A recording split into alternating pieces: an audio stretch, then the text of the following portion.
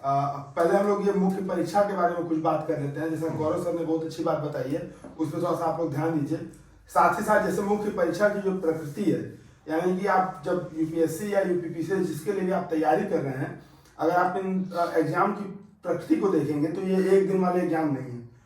इसमें 9 दिन 8 दिन का मुख्य परीक्षा होता है, और बिना मुख्य परीक्षा को पास किए आप इसमें कुछ भी बन नहीं सकते, आप कुछ भी मतलब रैंक नहीं ला सकते। यानी कि मुख्य परीक्षा आवाजाही की प्रकृति है, इसको बिना पास किए आपको कुछ होगा नहीं। यानी कि आपको लिखना ही है, इसका कोई सॉल्यूशन नहीं है। इसका सॉल्यूशन यही है कि या तो आप यहाँ से हट जाएं, आप मतलब तैयारी छोड़ दें, और या तैयारी कर रहे हैं तो मुख्य परीक्षा के लिए तैयार कर रहे हैं तो आप उत्तर आपको लिखना ही है। साथ ही साथ मैं आपको अभी भी सजेस्ट करना चाहूंगा, ये 2 प्रश्न जो आप ज्वाइन कर ले रहे हैं इससे भी आपका कुछ होने वाला नहीं है। आप इसके अलावा भी कम से कम 2, 4, 6, 8 प्रश्न घर में भी ट्राई करिए। फिर दूसरा मेरा अगला आपको सजेशन ये रहेगा कि जो सिलेबस है, सिलेबस को हमको टू द पॉइंट मतलब रोज सुबह उठ के करीब 5 मिनट जरूर सिलेबस पे दीजिए। वो 5 मिनट सिलेबस पे देना आपको, मैं इसीलिए बार बार जब हमारा पिछला डिस्कशन हुआ था उसमें भी मैंने बोला था, और इस डिस्कशन में फिर से ये बोल रहा हूँ कि जो सिलेबस पे 5 मिनट देना है वो आपको निबंध की परीक्षा के साथ साथ जीएस की परीक्षा में भी योगदान देगा। जैसे कि अभी सर ने कौन सा क्वेश्चन बताया था, हड़प्पा पे, संगम काल पे। तो आप अगर संगम काल पे कुछ भी लिखने की स्थिति में नहीं है तो आप, अगर आपको सिलेबस के आपके पॉइंट याद है तो आपको कम से कम उसमें ऐतिहासिक परिपेक्ष, भौगोलिक परिपेक्ष, उसके नैतिक परिपेक्ष, जैसे अभी संगम काल के नैतिक शिक्षा पे पिछले साल बजट भाषण में मुख्य जो वित्त मंत्री तिरुवल्लुवर ने उनको कोट किया था। तो आपको अगर सिलेबस के पॉइंट याद रहेंगे, इतिहास है, भूगोल है, और ये सब है, समाज है, जीएस पेपर 2 में राज्य व्यवस्था है, ये है, तो आप उसे पॉइंट निकाल पाएंगे। यही काम आप निबंध में भी उसे पॉइंट निकालने का काम कर पाएंगे। तो सिलेबस आप कम से कम रोज 5 मिनट जरूर दीजिए। उसका प्रिंट करके, वो प्रिंट बेकार जा रहा है कोई दिक्कत नहीं है, लेकिन प्रिंट करके उसको आप रखिए, उससे आपका निबंध भी तैयार होगा। और मुख्य परीक्षा के लिए जो आपको ये कंटेंट चाहिए, जैसे मान लीजिए अभी मृदा निम्नीकरण पे एक प्रश्न था, उसी के संदर्भ में हाल ही में सीसीडी हुआ था भारत में, यूएनसीसीडी 2019 में। तो वो आप जरूर डालिए, क्योंकि अभी जो करंट है उससे अगर वो क्वेश्चन पूछा गया है तो जाहिर सी बात है कि वो कुछ चर्चा में रहा था तभी पूछा गया है। दूसरा चीज ये कि जो प्रश्न आ रहा है, अगर प्रश्न आपको समझ में आ रहा है तो अच्छी बात है, नहीं समझ में आ रहा है तो आपको पैनिक नहीं होना है कि अरे ये क्या प्रश्न आ गया, आज सर ने बम गिरा दिया। बम गिराना हमारा उद्देश्य नहीं है, क्योंकि हम लोग भी साथ साथ में तैयारी ही कर रहे हैं। लेकिन एक चीज आप ये समझिए कि जब आप प्रश्न वहां पे खोलेंगे, जो भी आपको जीएस का जब वहां लिखने बैठेंगे, कोई आपको ऐसे प्रश्नों से बहुत सामना होगा कि आपको बिना पढ़े तो आपको उसको जब यहाँ पे आप लिख करके उसे डील करके जाएंगे तभी आप वहां पे डील कर पाएंगे। आप बोल देंगे कि सर ये सिलेबस में नहीं है, या ये सिलेबस में ऐसा लिखा ही नहीं है कि इस प्रकार के प्रश्न नहीं आए टू दी पॉइंट।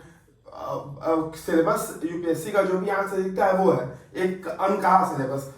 भले ही यूपीएससी या यूपीपीसी से डिफाइन किया हुआ है, लेकिन उसने ऐसा नहीं कहा कि हम इससे बाहर नहीं पूछ सकते।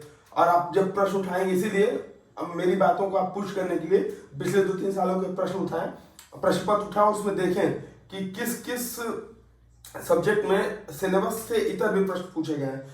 कई बार तो ऐसा हुआ है कि जीएस पेपर 2 में जीएस पेपर 3 के प्रश्न आए हैं, जीएस पेपर 1 में जीएस पेपर 2 या 3 के प्रश्न आ गए हैं। तो इस प्रकार सिलेबस भले बांटा हुआ है, लेकिन किस में क्या पूछ देंगे ये कोई ठिकाना नहीं है। तो इसलिए आप उसको पैनिक मत होइए और कंटेंट पे ध्यान दीजिए। जिन क्वेश्चन पे आपको लगता है, जैसे डार्क नेट वाला जो हमारा प्रश्न था, वो आप कंटेंट तैयार रखिए। हो सकता है यूपीएससी या यूपीपीसी जब भी, अभी चूंकि वो चर्चा में है तो हो सकता है वो प्रश्न पूछ दे, तो कम से कम आप वहां पे सहज हो कि हमको इस बारे में कुछ तो पता है। उसका अगला जो मेरा ये है कि जब हम लोग आपकी उत्तर कॉपी चेक करते हैं तो गौरव सर ने इसमें ध्यान दिलाया है कि आप एज इट इज मत छापिए। मेरा एक सजेशन रहेगा कि जैसे हम लोग 6 बजे उस प्रश्न को अपलोड कर देते हैं कि 6, तो आप क्या करें कि 6 बजे उसी दिन या जब भी आपको वो प्रश्न दिखे तो आप उस प्रश्न को एक बार गूगल करके और उसको पढ़ लें, जैसा सर ने बताया था, पढ़ लें और पढ़ के अगले दिन सुबह उसको उत्तर लिखने का प्रयास करें। ये नहीं कि तुरंत बैठा और लिखना शुरू कर दिया, उससे क्या होगा कि आपके अंतर्मन में भी कुछ आएगा।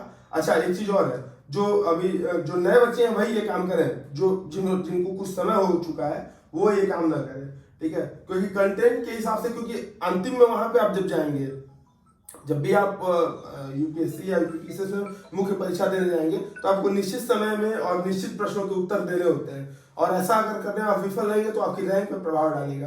तो इसलिए मेरा सजेशन है कि आप उसको एक बार 6 बजे देख लें कि क्या प्रश्न है या क्या टॉपिक है, उस टॉपिक को उसी समय देख लें और फिर अगले दिन उत्तर लेखन करें, ताकि आपकी स्मृति से कुछ हट गया हो। अच्छा, एज इट इज न छापे और किसी दूसरे का भी देख कर न लिखे, क्योंकि वो आपको नुकसान करेगा। आप पैसा देकर कॉपी चेक करा रहे हो, आप गूगल से छाप करके दे दोगे, हम लोग लिख देंगे कमेंट बहुत अच्छा, नंबर कम आ रहा है, जैसे 10 में से 2 नंबर आ रहा है, 10 में से 1 नंबर आ रहा है, इसका कुछ फर्क नहीं पड़ेगा। इसलिए क्योंकि हम लोग भी या जो भी परीक्षा चेक करते हैं तो किस मनस्थिति में चेक करते हैं, किस माहौल में चेक करते हैं, कितने प्रेशर में चेक करते हैं, तो वो ये सब उस नंबरों का उस पर प्रभाव रहता है।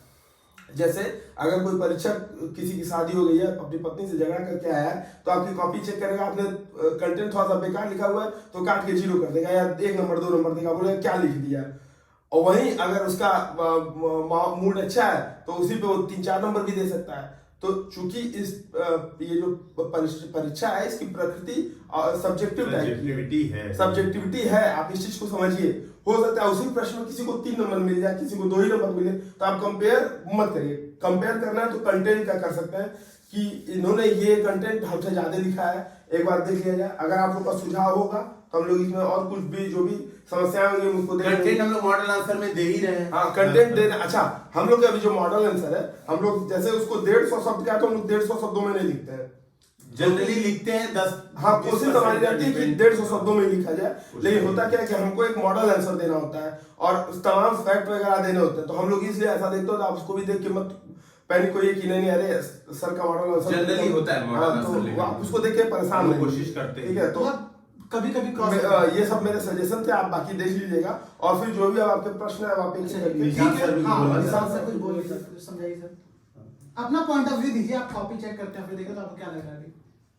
ठीक है, और सबसे पहले तो यही देखिए कि कई सारे लोग क्या कर रहे हैं कि क्वेश्चंस में बेमतलब की चीज लिख रहे हैं। जैसे सपोज अगर हम लोग भूमि निम्नीकरण वाले एग्जाम्पल को लिख लें तो वहां पे कहीं भी ये डिमांड नहीं था कि दुष्प्रभाव बताना था, ठीक है। पर ऐसे 1-2 लोग नहीं, लगभग 3 से 4 लोग ऐसे थे कि 100 शब्द में जाके दुष्प्रभाव बताए थे, क्योंकि सेम सोर्स था, ठीक है, छापने का और सोर्स था। मतलब दुष्प्रभाव बता भी सकते हैं तो थोड़ा 5-10 शब्द 10 शब्द की करीब में, पर बहुत सारे लोग ऐसे थे कि वो दुष्प्रभाव को बकायदे 100 शब्द तक लेके गए थे। तो इस हिसाब से थोड़ा सा बचना है। सेकेंड कॉपी में क्या देखने को मिली है कि लोग डिमांड को ठीक से नहीं समझ रहे हैं। जैसे सपोज एक एग्जांपल अगर हम लोग यहीं से लें, उसी पेपर से फ्रांस वाले क्वेश्चन से कि फ्रांस की क्रांति की इंपॉर्टेंस क्या हुआ था, उस वाले क्वेश्चन में क्या था कि 3 से 4 लोगों ने, 3-4 तो नहीं और भी लग लीजिए 7 से 8 लोग ने महत्व की जगह पे प्रभाव बताया था और बाकायदे हेडिंग डाल के कि मतलब ये महत्व की जगह प्रभाव हेडिंग डाले थे और उसको एक्सप्लेन किए थे। तो एक तो वो पूछा ही क्या था महत्व और उसकी हेडिंग डाला है प्रभाव और उसको अच्छे से एक्सप्लेन किया गया है।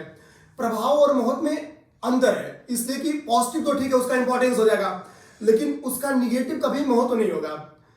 तो कुछ लोग ध्यान दिए थे, जैसे प्रभाव का पॉजिटिव लिखे थे, लेकिन हेडिंग तो वो प्रभाव ही लिखे थे। लेकिन कई सारे लोग तो मतलब पूरा लिख ही डाले थे। वो तो ध्यान देना है गूगल करते समय कि मतलब जो पूछा है वही लिखना है। थोड़ा सा अगर प्रभाव और महत्व, प्रभाव नियर अबाउट एक होता है, बस अगर आप प्रभाव का पॉजिटिव लिख दिया तो महत्व बन जाएगा, निगेटिव लिख देंगे तो पूरा अलग हो जाएगा। उसके बाद से अगला मतलब जो कॉमन एक गलती लिख रहे हैं केस स्टडी लिखने में, ठीक है।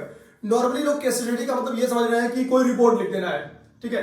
जैसे इसी वाले में पर्यावरण मंत्रालय की नियर अबाउट 2 से 3 लोग रिपोर्ट लिखे थे केस स्टडी में, ठीक है। मतलब केवल ये बता देते कि रिपोर्ट के अनुसार ये हाँ this is not case study. तो केस स्टडी के बारे में भी गौरव से बात कर लेंगे कि मतलब लिखा कैसे जाएगा, ठीक है। और अगला एक प्रॉब्लम आ रही है निष्कर्ष में, ठीक है। जो अभी स्टार्ट किया लोग आंसर राइटिंग लिखने में, अगर वो लोग कंक्लूजन नहीं लिखते हैं तो थोड़ा समझ में आता है, पर कॉपी चेक करने में क्या हो रहा है कि जो कंक्लूजन है वो मैक्सिमम लोग तो लिख ही नहीं रहे हैं। मतलब नियर अबाउट मेरा मानना है कि 60% के करीब में लोग कंक्लूजन नहीं लिख रहे हैं, और लिख भी रहे तो मतलब थोड़ा समस्या को कनेक्ट वो प्रॉब्लम आ रही है। अभी हम लोग डिस्कशन करते हैं कंक्लूजन निष्कर्ष वाले पे भी। हाँ, डिस्कशन कर लेता हूं अभी। और एक चीज याद देना है कि अपनी बातों को लोग एग्जांपल से भी नहीं समझा रहे हैं। जैसे सपोज फॉर एग्जांपल हम लोग ले लें तो सपोज कि क्लीन एनर्जी पे कोई क्वेश्चन ही आ गया, ठीक है। अब उसका चैलेंज लिख रहे हैं आप, और आपको लिखना कि चैलेंज लिख रहे हैं कि भारत में इनोवेशन कम हो रहा है, ये एक चैलेंज है क्लीन एनर्जी का। तो मतलब एग्जामिनर को पता कैसे चलेगा ये चैलेंज है। तो सपोज अभी जो भी रिपोर्ट आया है, अभी वैश्विक नवाचार रिपोर्ट आया है, अगर आप वहां पे दिखा देते हैं कि भारत की 52 रैंक आई है, तो बेहतर है कि मतलब आप अपनी बात को एग्जांपल से दिखा दे रहे हैं। अगर ये सपोज यूपी स्पेशल में भी क्वेश्चन बन के आता है, क्योंकि अभी रिसेंट की भारत नवाचार रिपोर्ट आई है, तो भारत नवाचार रिपोर्ट में भी यूपी की पोजीशन बहुत घटिया है, 9th रैंक पे है वो, और शायद 22.85 मार्क्स के साथ। तो अगर यूपी की चैलेंज करें कहीं भी इनोवेशन, तो मतलब वो पॉइंट होगा कि आप किसी भी मैक्सिमम पॉइंट में लिख ही सकते हैं। तो ध्यान देना कि मतलब एग्जाम्पल रखने ही रखने, आप रिपोर्ट्स को एग्जाम्पल के तौर पे रख भी सकते हैं। और चूंकि कॉपी हम लोग नॉर्मली देख रहे हैं, चाहे कोई भी कॉपी चेक करें तो रिपीट हो रहा है, मतलब चीजें सीधे रिपीट, अगली बार जो गलती किया वही गलती इस बार भी। तो ध्यान देना कि मतलब गलती रिपीट ना हो। गलती रिपीट होने का मतलब ये हो रहा है कि ना तो आप लोग मॉडल आंसर देख रहे हैं, ना ही अपनी कॉपी को ठीक से फोकस कर रहे हैं। तो मतलब एक बार कॉपी पे जो गलती लिखा रही ना, उसका मेरा मानना है कि या तो कोई शॉर्ट नोट्स बना लें, और कोशिश ये करिए कि मतलब वो गलती कम से कम दोहराइए मत, क्योंकि सुधार तब तक नहीं होगा ना, मतलब जब तक वो वापस आए ना। जैसे एग्जाम्पल बार बार ये हो रहा है कि लिखिए लिखिए, पर अगले में फिर ये हो रहा है कि एग्जाम्पल नहीं लिखा रहा है। कई सारे लोग रिपोर्ट तो लगा रहे हैं, जैसे हम एक लोग की कॉपी देखे थे, वो रिपोर्ट कारण में लिख रहे थे, वो कारण बता रहे थे कि भूमि निम्नीकरण का XYZ कारण है, और वो पर्यावरण मंत्रालय की रिपोर्ट कारण में डाल दी थी कि मतलब उसके अनुसार 30% के करीब में भूमि निम्नीकरण है।